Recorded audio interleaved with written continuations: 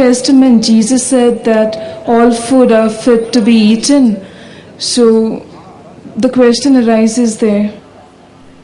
बहन ने सवाल किया है कि ओल्ड टेस्टामेंट में लिखा है कि सूअर का गोश्त मत खाओ, लेकिन ईसा अलैहिस्सलाम ने न्यू टेस्टामेंट में कहा कि सब खाना आप खा सकते। ये है बाइबल।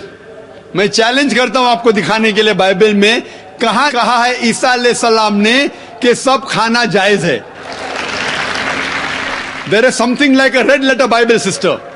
एक रेड लेटर बाइबल है जिसका मतलब जो कुछ ईसा अलैहिस्सलाम ने कहा है वो रेड इंक में लिखा है, लाल लाल रंग से लिखा हुआ है।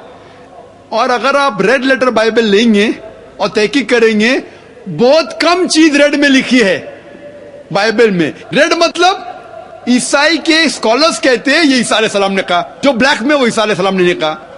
जो सिस्टर जिक्र कर रही है वो कर रही है सेंट पीटर के बारे में, नॉट जीसस क्राइस्ट। ईसा अलैहिस्सलाम ने कभी भी नहीं कहा कि आप सब कुछ खाओ।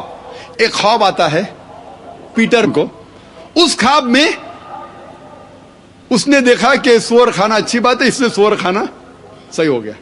ईसा अलैहिस्सलाम क्या कहते हैं? ईसा अलैहिस्सलाम कहते हैं न्यू टेस्टामेंट में गॉस्पेल ऑफ मैथ्यू में चैप्टर नंबर 5 वर्स नंबर 17 से 20 तक, Jesus Christ peace be upon him says in the Gospel of Matthew chapter number 5 verse number 17 to 20, think not that I have come to destroy the law of the prophets. I have come not to destroy but to fulfill. And not one jot or tittle shall pass away until the law be fulfilled. And anyone who breaks one of the least commandments shall be called least in the kingdom of heaven. And whosoever shall keep the commandment and teach men to do so shall be called great in the kingdom of heaven. Unless your righteousness exceeds the righteousness of the scribes and the Pharisees, in no way shall you enter the kingdom of heaven. Sister, this is a verbatim quotation from the Gospel of Matthew, chapter number 5, verse number 17 to 20 of King James Version. I am speaking from my head, God-given computer. You can check it up.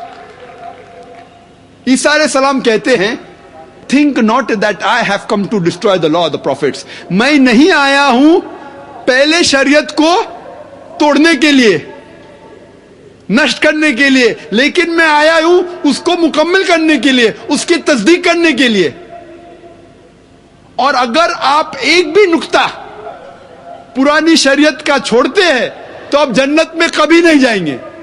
Even if you break one jot or tittle you shall not enter the kingdom of heaven. Who said that? Jesus Christ peace be upon him. एक भी चीज जो old testament में लिखी है अगर आप उसको तोड़ते हैं तो जन्नत में जाएंगे नहीं। वो तो सेंट पॉल और बाकी लोग आए और फिर बदलने की कोशिश की। Out of the New Testament, sister, there are 27 books in the New Testament. More than 50% have been written by Saint Paul. Saint Paul is a self-appointed apostle of Jesus Christ peace be upon him. He hardly met him. Some scholars say he only met him once. So we have to follow the teachings of Jesus Christ peace be upon him, not of Saint Paul. हमें मानना चाहिए ईसा अलैहिस्सलाम का कहना, Saint Paul का नहीं। ईसाइयत के बारे में बात कर रहा हूं मैं, पॉलिनिटी के बारे में नहीं।